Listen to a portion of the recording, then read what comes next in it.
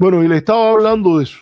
Entre una cosa y la otra hay conexión y es muy lamentable en este sentido que a veces esa conexión no se haga y no se trabaje para un futuro en el cual se quiebre para siempre ese pacto de silencio que establece una conexión que no es, vaya, esto hay que seguir los panes de Bucarcito para conectar el racismo a lo interno, la posición anticubana, antihispana con lo otro que hay allí, que yo creo que es importante. La idea de que no se desconocen principios, se desconocen estos ideales, se desconocen leyes, porque eso lo vemos, por ejemplo, el otro día lo que pasó con el toque.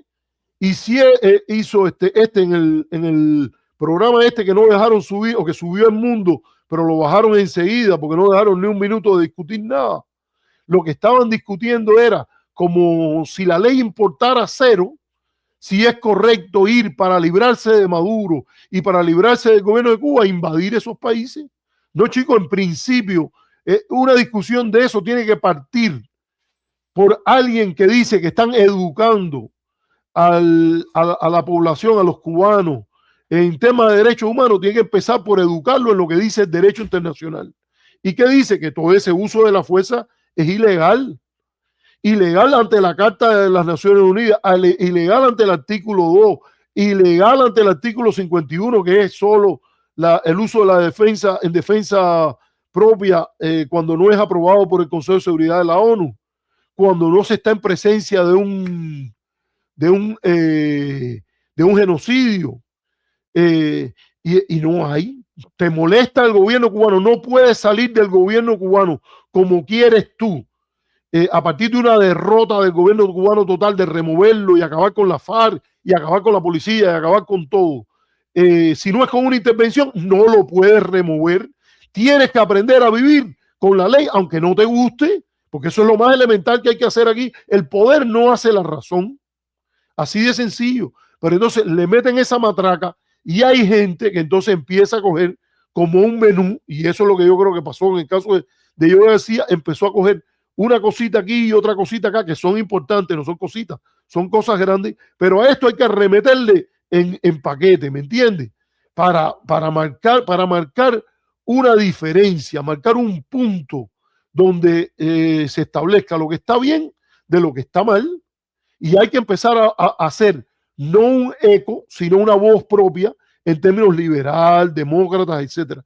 Por eso es muy esperanzador la elección de la alcaldesa esta que ganó por 20 puntos, porque ella lo hizo sin tener ningún compromiso en lo fundamental con la corrupción. A mí me están diciendo que esto tiene que ver con Trump, y en esto quizás a lo mejor que nadie pueda aportar, pero yo veo que se repite y se repite de que esta alcaldesa es el resultado de la posición anti-Trump y de que Trump se ha llevado todas las roscas, que la gente no admite la manera que se está comportando y todo eso. A mí me parece que hay un componente local.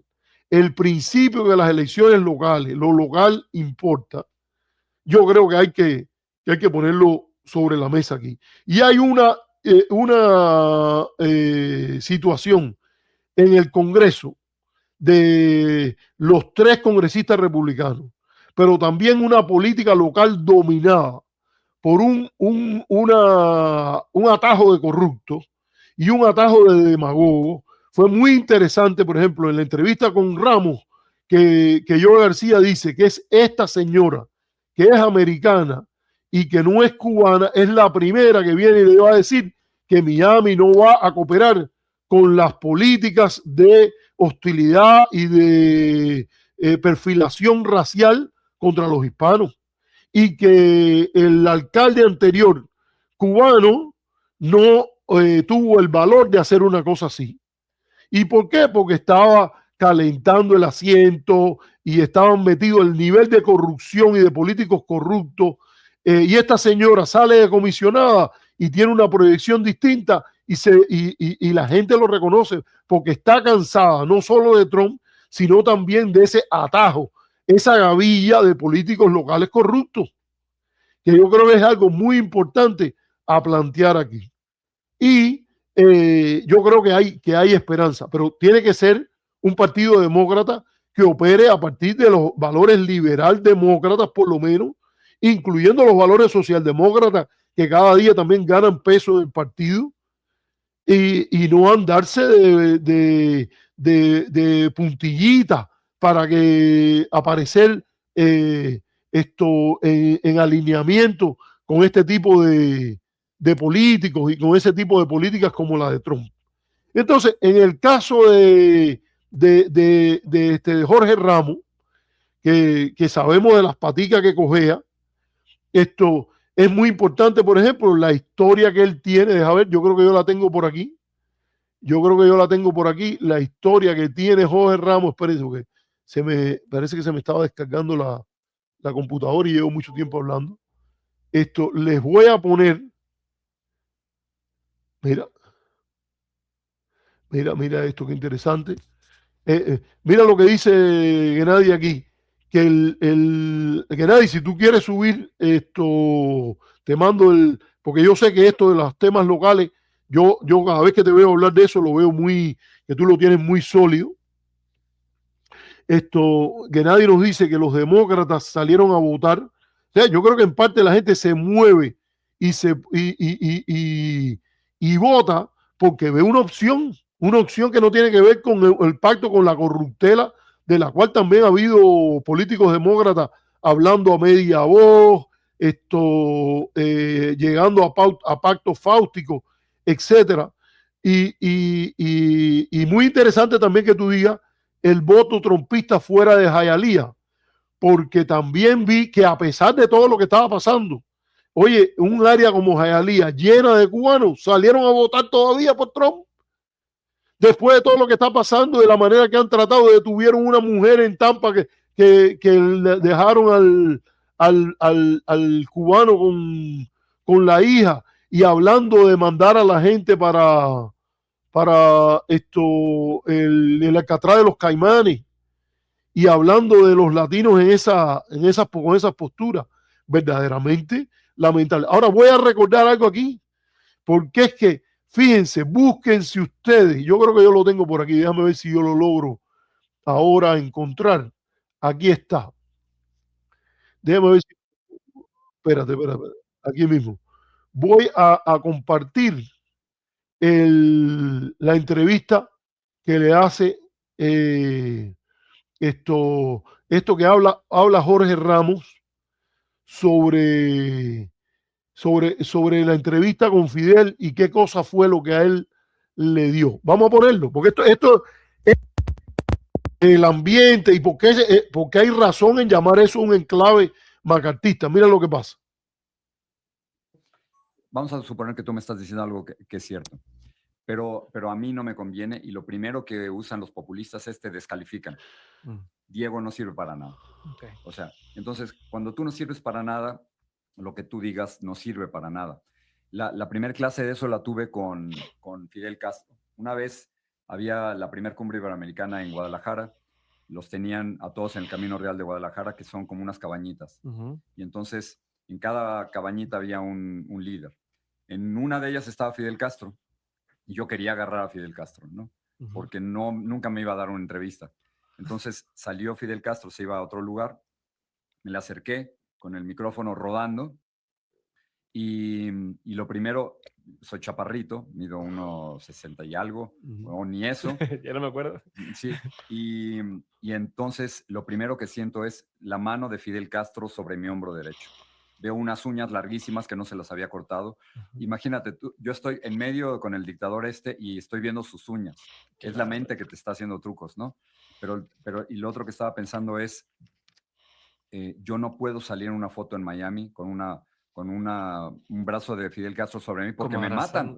O sea, no me matan, pero yo vivo en Miami, en una comunidad anticastrista, prodemocrática, que... Esa es la mentira. Vives en una comunidad, mira, y ahí está, esto es lo que yo quería decir. Vives en una comunidad anticastrista que no es democrática. Y llénate de valor y dilo, Ramos. Y llénate de valor y díselo también cuando tú puedas, Joe García.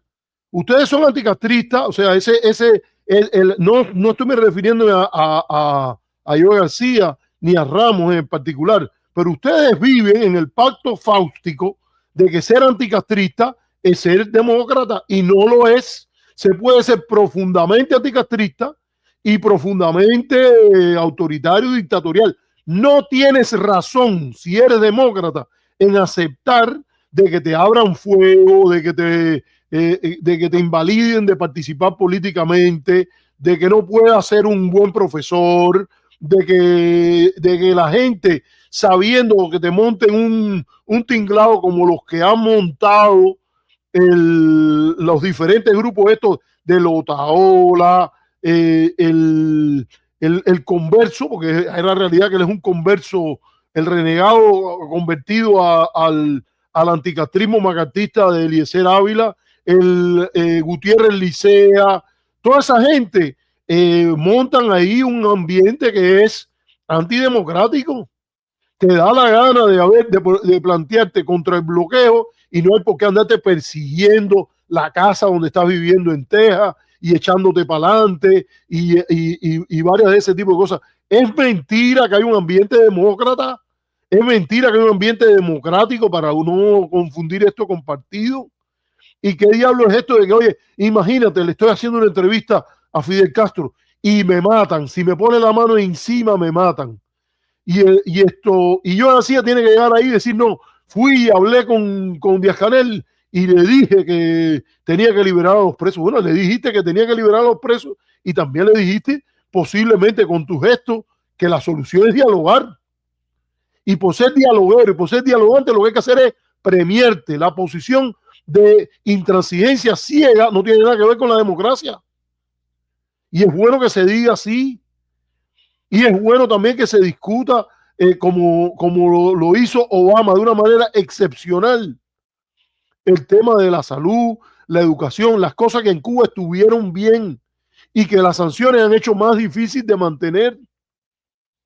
Entonces, son cosas que alguien tiene que decirlas, porque lo que se ha montado ahí es simple y llanamente un mecanismo dictatorial bajo la primera enmienda de los Estados Unidos.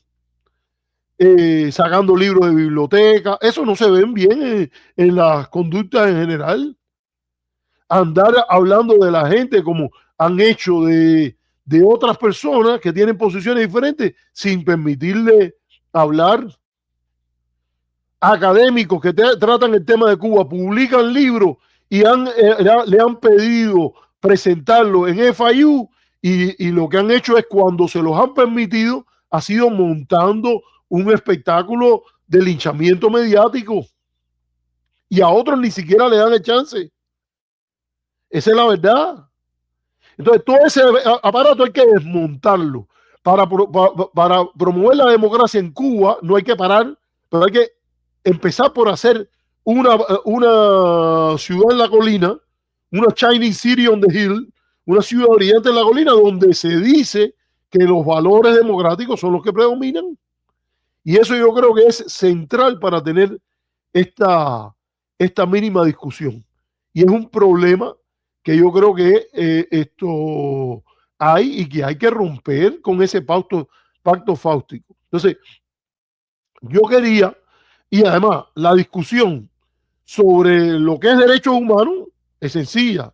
Derechos humanos son lo que el derecho internacional define como derechos humanos. Y la discusión debe hacerse sobre esa base. Un estándar que no es ni comunista, ni anticomunista, ni socialdemócrata, ni demócrata cristiano. Es un estándar internacional que no fue creado ni para defender a Fidel ni para llevarle la contraria. Entonces, eso acéptalo, vive, discute, remítete a eso, acepta a aquellas personas que lo han estudiado y que tienen mejor conocimiento que tú de eso, y empieza a moverte en esa dirección, porque por ahí está la solución de conflicto, no en echar guerra, ni mucho menos.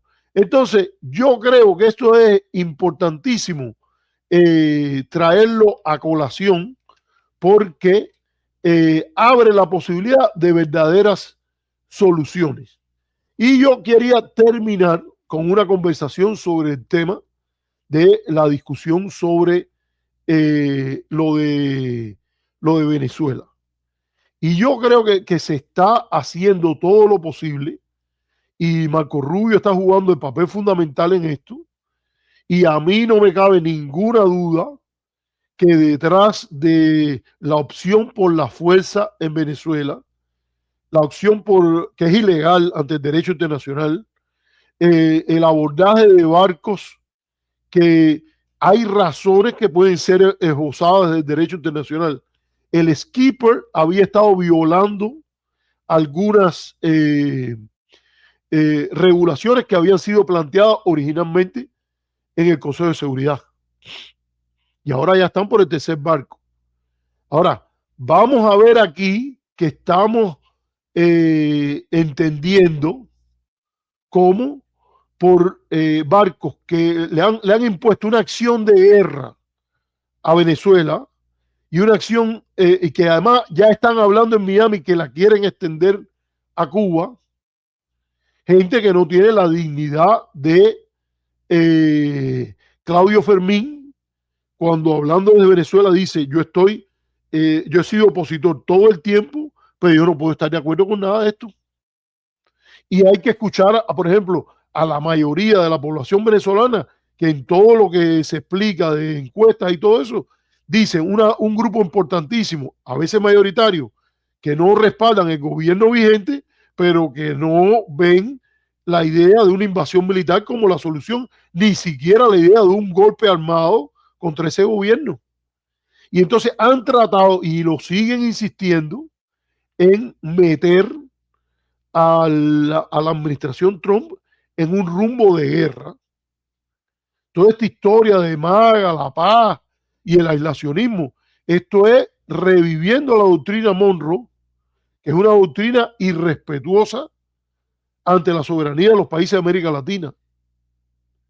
Habla requete bien esto de la administración Obama y el secretario de Estado John Kerry, que fue a la OEA y dijo, es tiempo de enterrar la doctrina Monroe. Es una doctrina que su fecha de caducidad está bien pasada. Y eso tiene que haber un partido demócrata en la Florida que vaya y se los diga así, sin miedo, sin escondedera, sin meterse detrás de una mate mango, a la cara. Esta doctrina es una doctrina que incluso es difícil entender sin la idea de la superioridad anglosajona y el destino manifiesto que hizo mucho daño al interior de los Estados Unidos también.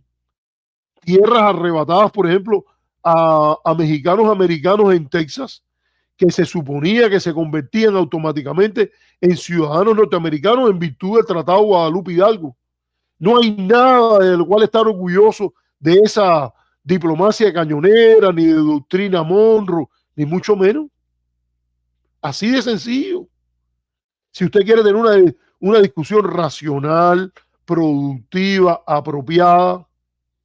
Entonces, esto yo creo que hay que ponerlo sobre la mesa, porque esto no es aquí de que, oye, no, las reglas, las doctrinas, no, hay una regla para el mundo, que es el derecho internacional.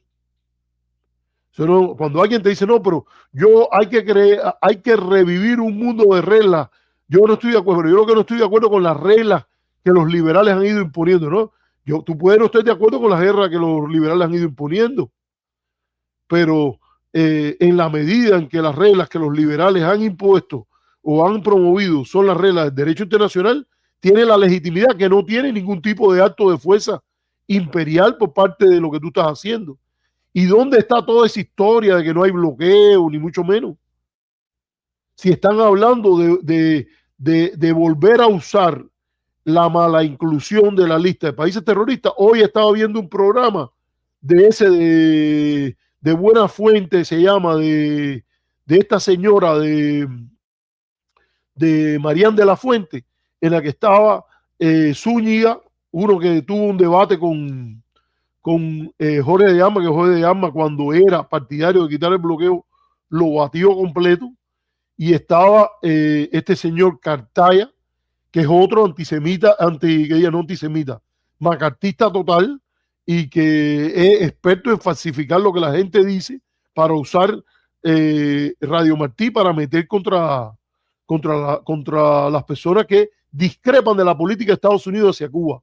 Porque usted diga lo que diga, se está usando los fondos del gobierno norteamericano para promover algo que no está en ninguna, ni siquiera en la propia ley Helms-Burton, que es defender el bloqueo. Se dice que los fondos supuestamente serían para promover los derechos humanos. Eloy Viera lo usa para criticar la evolución y la trayectoria de los derechos humanos, construyendo derechos humanos de segunda, tercera y cuarta generación. Esa es la verdad.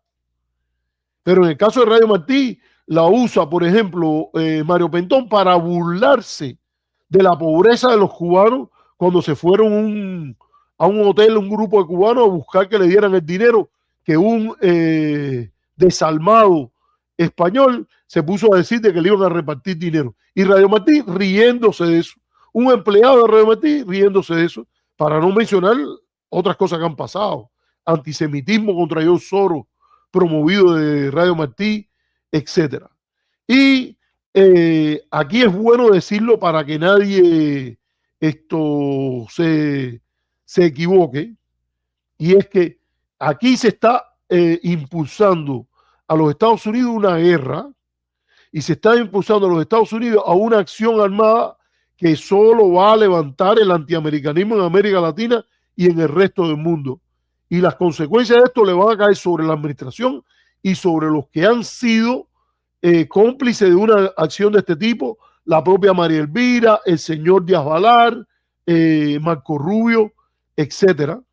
Y hay un entramado de relaciones internacionales, desde la no intervención en la Carta de la OEA, en la Carta de las Naciones Unidas, el Tratado de Tlatelolco, que impide el uso y el movimiento, se supone, de armamento nuclear en la zona, la declaración de la zona de paz por la CELAC en el territorio de la América Latina, y cosas como el derecho a la vida, consagrado en el artículo 6 del Convenio Internacional de Derechos Civiles y Políticos, que incluye el rechazo a ejecuciones extrajudiciales, que es lo que ha estado pasando ahí. Le hace mucho daño al prestigio de los Estados Unidos esta idea de que una persona que ha sobrevivido a un naufragio sea ametrallado después de eso. Eso es una barbaridad. Y hablar de quitarle a los panameños el canal y de recuperar las tierras y el petróleo que nos quitaron, y entonces remiten hasta la época de Carlos Andrés Pérez, nada más y nada menos. Por eso no es ilógico que Claudio Fermín diga: yo no puedo estar de acuerdo con gente que habla de coger y usurpar el patrimonio de la nación, y una señora que está diciendo que lo va a vender todo, y apoya a los que están diciendo esto. Y aquí yo quería ir al cierre recordando otra de las barbaridades que han ocurrido últimamente. Lo voy a hacer después de la pausa. Ya hago la última pausa y regreso. Y es sobre la manera en que el presidente Trump ha agregado su nombre al Kennedy Center y lo que ha estado haciendo con las placas a los presidentes en el corredor de la Casa Blanca. Con eso voy a terminar, y una referencia a un acuerdo importante que hay que recordar hoy. Voy a coger la pausa y regreso.